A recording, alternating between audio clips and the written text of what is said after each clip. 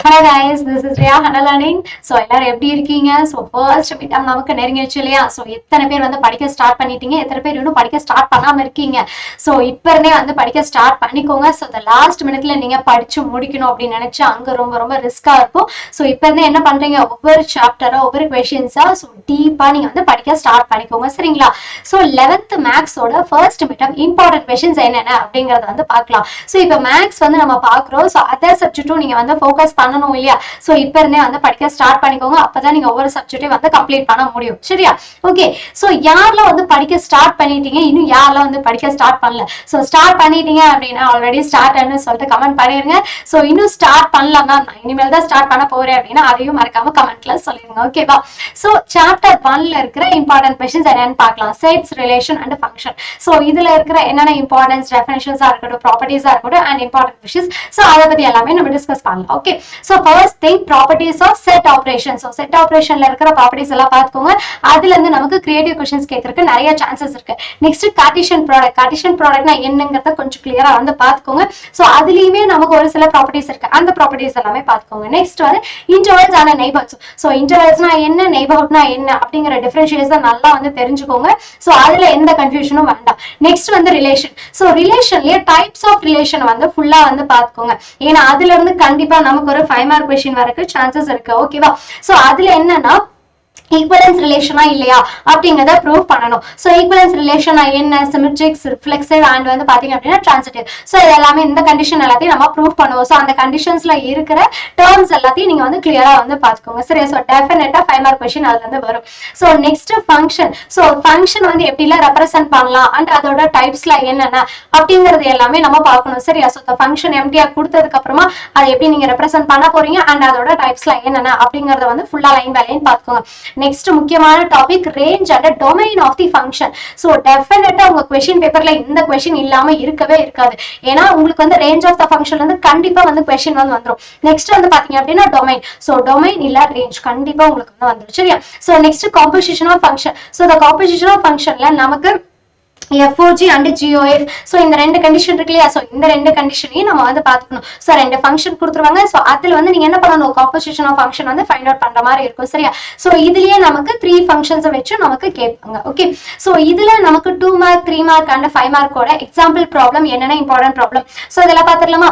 Next first வந்து பாத்தீங்க அப்படின்னா 1.3, 1.4, 5, 6, 7, 8. சோ இது எல்லாமே ரொம்ப இம்பார்ட்டன்ட். நெக்ஸ்ட் 1.9, 11, 13, 14, 30. சோ இந்த ப்ராப்ளம்ஸ் எல்லாமே வந்து கிளியரா வந்து பாத்துக்கோங்க. சரிங்களா?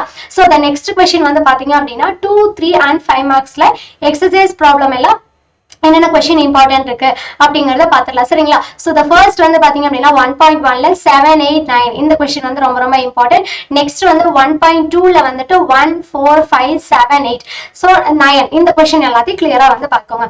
நெக்ஸ்ட் வந்து 1.3ல 3, 4, 6, 7, 8, 9, 10, then 13, 14, 15, 16, 17. சரியா?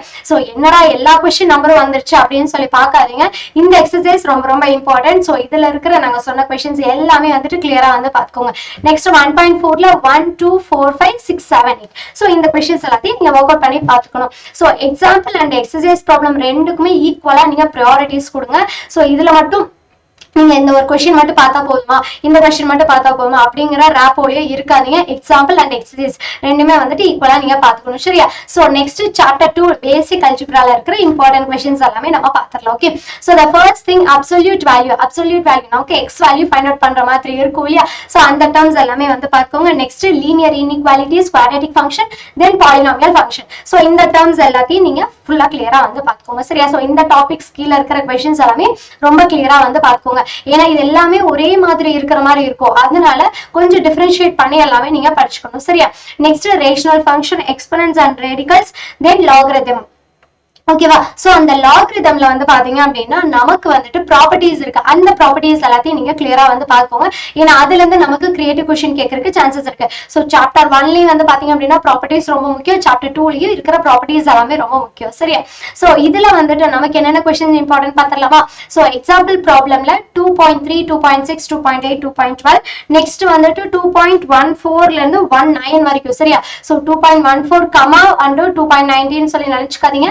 இந்த சம்ல இருந்து இந்த ப்ராப்ளம் வரைக்கும் இருக்கிற எல்லா क्वेश्चंसும் ரொம்ப இம்பார்ட்டன்ட். நெக்ஸ்ட் 2.22, 23, 30, 33, 34, 36, 37. நெக்ஸ்ட் வந்துட்டு 2.38, 2.40. இந்த கொஸ்டின்ஸ் எல்லாமே ரொம்ப ரொம்ப இம்பார்ட்டன்ட். சரிங்களா? நெக்ஸ்ட் இதுல இருக்கிற எக்ஸசைஸ் ப்ராப்ளம்ல இருக்கிற என்னென்ன கொஸ்டின் இம்பார்ட்டன்ட் பார்த்தலாமா?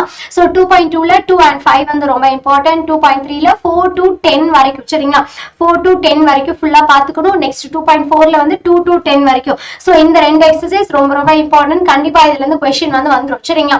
நெக்ஸ்ட் 2.6ல வந்துட்டு நமக்கு 2, 3, 4, 2.7ல 1 and 2. சரிங்களா? ஸோ இந்த எக்ஸசைஸ்ல இருக்கிற இந்த ப்ராப்ளம்ஸ் எல்லாமே வந்துட்டு ஒர்க் அவுட் பண்ணி பாருங்க. Okay. So the next question என்ன அப்படின்னா, so 2.8ல 1 and 3, 2.9ல 3 to 11. சரிங்களா? 3 to 11. நெக்ஸ்ட் 2.10ல 3 and 5, 2.11ல 3, 4, 7, 8. இந்த கொஸ்டின்ஸ் எல்லாத்தையும் கிளியரா வந்து பார்த்துக்கோங்க. நெக்ஸ்ட் 2.12ல 4ல இருந்து 11 வரைக்கும். சரியா? ஸோ 4 to 11 வரைக்கும் இருக்கிற கொஸ்டின்ஸ் எல்லாமே வந்துட்டு கிளியரா வந்து பார்த்துக்கோங்க. ஸோ இதுல வந்து பாத்தீங்க அப்படின்னா ரிப்பீட்டர் கொஸ்டின்ஸ்லாம் நிறைய இருக்கு. அண்ட் கிரியேட்டிவ் கொஸ்டின்ஸ் இந்த டாபிக்ஸை பேஸ் பண்ணி நமக்கு நிறைய வந்து கேட்டிருக்காங்க. ஸோ பாஸ்ட் 5 இயர்ஸ்ல வந்து இந்த டாபிக்ஸ் எல்லாத்தையும் பேஸ் பண்ணி கிரியேட்டிவ் கொஸ்டின்ஸ் கேட்டிருக்காங்க. சோ இதுல இருக்கிற கொஸ்டின்ஸ் எல்லாமே ரொம்ப கிளியரா வந்து பார்த்துக்கோங்க. சரியா? எதுவுமே வந்து ஸ்கிப் பண்ணிடாதீங்க. ஓகே. சோ இதுல நம்ம கண்டிப்பா நம்ம பண்ண வேண்டிய 3 விஷயம் என்ன அப்படின்னா ஃபார்முலாஸ். சோ ஒவ்வொரு கொஸ்டினும் நீங்க பார்க்கும்போது அதுல இருக்கிற ஃபார்முலாஸ் அண்ட் கான்செப்ட்ஸ் எல்லாமே வந்து கிளியரா வந்து பார்த்துக்கோங்க. சரியா? ப்ராப்ளம்ஸ் அண்ட் கான்செப்ட்ஸ் எல்லாம் பார்த்துக்கோங்க. Next grouping of problems. ஒரு ஃபார்முலாக்கு கீழே எவ்வளவு ப்ராப்ளம்ஸ் வருது அப்படிங்கறத நீங்க நோட் பண்ணி வைங்க. சோ தட் நீங்க ஒரு ஃபார்முலா நீங்க பார்க்கும்போது அதுல இருக்கிற கொஸ்டின்ஸ் எல்லாமே நீங்க ரீகால் பண்ணிடலாம். நெக்ஸ்ட் ரிட்டன் பிராக்டிஸ் ரொம்ப முக்கியம். அட்லீஸ்ட் 3 டைம்ஸ் ஆச்சும் நீங்க வந்து எழுதி பார்க்கணும். ஒவ்வொரு ப்ராப்ளமே நீங்க 3 டைம்ஸ் வந்து எழுதி பார்த்துருங்க. சரி? அதை வந்து ஸ்கிப் பண்ணிடாதீங்க. ஓகே. எஸ். சோ மறக்காம இந்த வீடியோவை லைக் பண்ணிருங்க. சோ உங்க ஃப்ரெண்ட்ஸ்க்கும் மறக்காம ஷேர் பண்ணிருங்க. எப்பவுமே நீங்க சப்ஸ்கிரைப் பண்ணி வச்சுக்கோங்க. நோட்டிபிகேஷனையும் மறக்காம ஆன் பண்ணிருங்க. ஓகேவா? சோ தட் உங்களுக்கு என்ன வீடியோஸ் நாங்க போஸ்ட் பண்ணோம் அப்படினாலும் நோட்டிபிகேஷன் வந்துரும். நீங்க ஈஸியா வந்து பாத்துறலாம். ஓகே. சோ இந்த வீடியோஸ் வந்து மறக்காம உங்க ஃப்ரெண்ட்ஸ்க்கு வந்து ஷேர் பண்ணிருங்க. ஓகே. எஸ். தேங்க்யூ பா.